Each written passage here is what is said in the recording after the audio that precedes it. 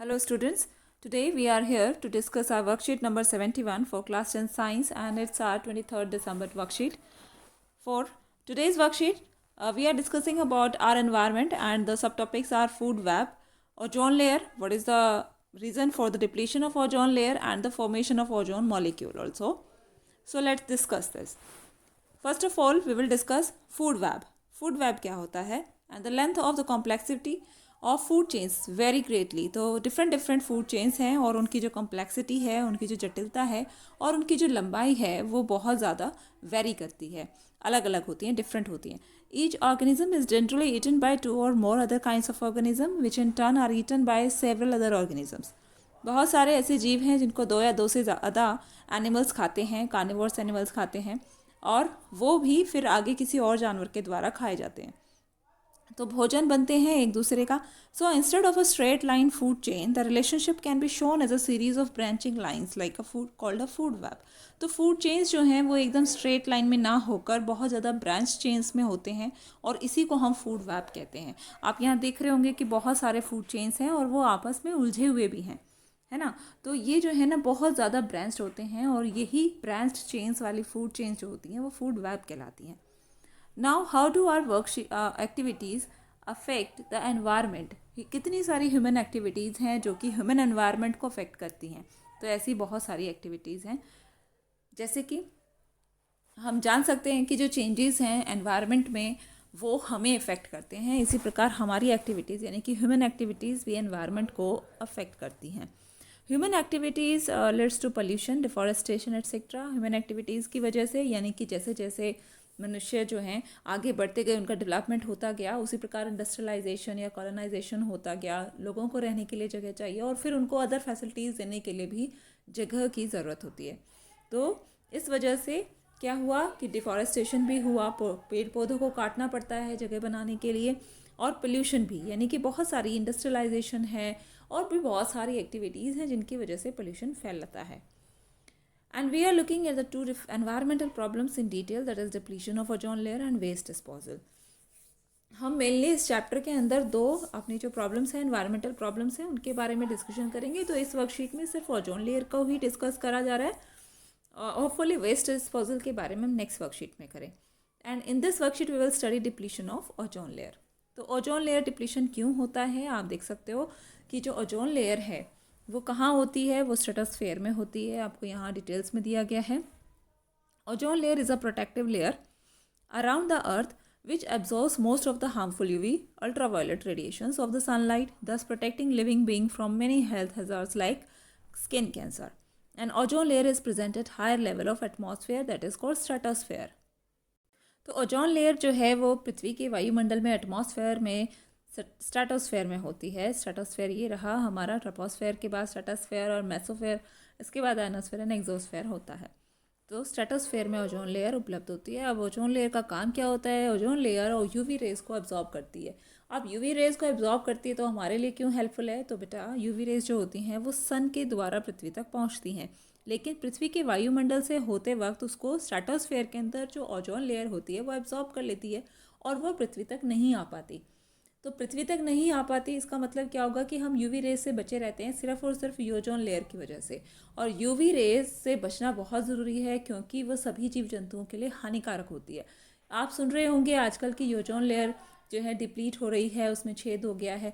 तो इस वजह से क्या हो गया कि यूवी रेज जो हैं वो पृथ्वी के जो है एनवायरनमेंट को चीरते हुए धरती के लोगों तक पहुंच रही है. धरती पर जीव जंतुओं को वो हानिकारक जो है हानिकारक रूप से अफेक्ट कर रही है. तो क्या क्या कारण और हैं, तो अगर हम सन की बात करें तो सन तो यूवी रेडिएशंस को छोड़ देता है. अब वो यूवी रेडिएशंस जो हैं वो एनवायरनमेंट में आ रही हैं हमारे, और यहाँ पर जो ओजोन लेयर है, ओजोन लेयर उसको एब्जॉर्ब कर लेती है और पृथ्वी तक नहीं पहुँचने देती. इसके बाद वो नहीं आती नीचे. लेकिन हमारी बहुत सारी एक्टिविटीज़ हैं जिनके द्वारा कुछ ऐसी गैसेस को छोड़ा जा रहा है, कुछ ऐसी गैसेस को रिलीज़ किया जा रहा है जो कि ओजोन लेयर को ख़त्म कर रही हैं. आप देख रहे होगे ना यहाँ पर. तो ये कौन कौन सी चीज़ें हैं, मेनली इनको डिस्कस करने वाले हैं आज की वर्कशीट में.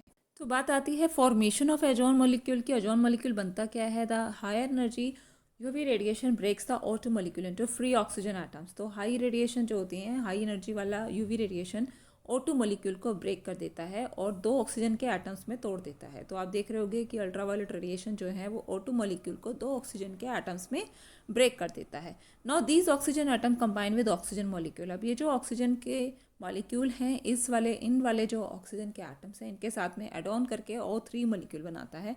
तो O2 क्या होता है, ऑक्सीजन होता है, लेकिन O3 क्या होता है, ओजोन होता है। ओजोन का एक मॉलिक्यूल O3 होता है। So what is the reason of depletion of ozone layer, इसके बारे में बात करेंगे। The excessive use of synthetic chemical like CFC। तो CFC है मेन कारण। एक सिंथेटिक केमिकल है which is used in refrigerator and AC cause depletion. Depletion ozone layer का किस वजह से हो रहा है, सबसे मेन रीज़न है CFC। CFC की फुल फॉर्म होती है chlorofluorocarbon and these chemicals are depleting ozone layer. Next is United Nation Environment Programme. ये UNEP की फुल फॉर्म है भी है और इन्होंने एक बहुत बड़ा कदम उठाया था, succeeded in fogging an agreement to free CFC production at 1986 levels Kyoto Protocol by all the countries। तो ये Kyoto Protocol के नाम से भी जाना जाता है क्योंकि सारी कंट्रीज़ को मिलाकर इस मीटिंग को किया गया था और यहाँ पर एक एग्रीमेंट हुआ था कि CFC प्रोडक्शन को रोका जाए, कम किया जाए। सभी की सहमति इसमें मिली थी। And it is now mandatory for all the manufacturing companies to make CFC free refrigerators throughout the world. तो ये सारी जो कंपनीज़ हैं, जितने भी वर्ल्ड वाइड कितनी भी कंपनीज़ हैं, मैन्युफैक्चरिंग कंपनीज़ जो कि ऐसे अप्लाइंसेस बनाती हैं जैसे कि AC हुआ, रेफ्रिजरेटर हुआ, तो उनको ये हिदायत दी गई कि आप CFC फ्री रेफ्रिजरेटर्स ही बनाएंगे, उन्हीं की आप सप्लाई करेंगे।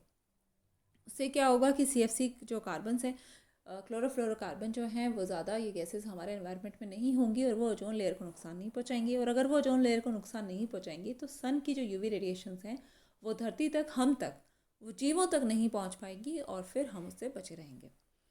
Now coming to the question, the first question is name the radiation absorbed by ozone layer. तो ओजोन लेयर के द्वारा कौन सी रेडिएशन को एब्जॉर्ब किया जाता है, this is one and only ultraviolet radiation. तो अल्ट्रावायलेट रेडिएशन को ओजोन लेयर एब्जॉर्ब कर लेती है। क्वेश्चन नंबर 2 कहता है how ozone molecule is formed in the atmosphere. Ozone molecule किस प्रकार बनती है एटमॉस्फेयर के अंदर। तो आप इसमें हेडिंग डालकर लिखिए फॉर्मेशन ऑफ ओजोन मॉलिक्यूल। हम कैसे बना सकते हैं ओजोन मॉलिक्यूल की जो फॉर्मेशन है वो इस प्रकार होती है, ये आप लिखेंगे। क्वेश्चन नंबर 3 कहता है what is Kyoto Protocol. Kyoto Protocol के लिए आप लिखिए United Nations Environment Programme UNEP succeeded in forging an agreement to freeze CFC production at 1986 levels by all the countries. तो 1986 में ये किया गया था क्योटो प्रोटोकॉल, इसको हम कहते भी हैं, ठीक है। तो ये एक एग्रीमेंट था जो सभी कंट्रीज़ को मिलाकर किया गया था ताकि CFC प्रोडक्शन को एक लेवल दिया जा सके कि भाई इस लेवल तक ही CFC प्रोडक्शन हो सकता है। आगे हम बात करें, नेक्स्ट एंड लास्ट क्वेश्चन जो है हमारा, what is ozone and how does it effect any ecosystem. तो ओजोन क्या है और ये कैसे इकोसिस्टम को अफेक्ट करता है, तो इसके बारे में आप यहाँ से ही लिख सकते हैं। ओजोन लेयर जो है वो प्रोटेक्टिव लेयर है और वो कहाँ होती है, वो स्ट्रेटोस्फेयर में होती है। तो ये हमारे क्वेश्चन नंबर 4 का आंसर होगा। और ये अल्ट्रावायलेट रेडिएशन को एब्जॉर्ब करके जितने भी लिविंग बीइंग है धरती पर उनको बहुत सारे हेल्थ हैजार्ड से बचाती है। तो ये थी आपकी आज की वर्कशीट बच्चों। अगर आपको अच्छा लगता है, समझ आता है, तो ज़रूर लाइक करें इस वीडियो को और अपने दोस्तों के साथ शेयर करें ताकि वो भी समझ सकें। And thanks for watching this video. Please like, share and subscribe the channel.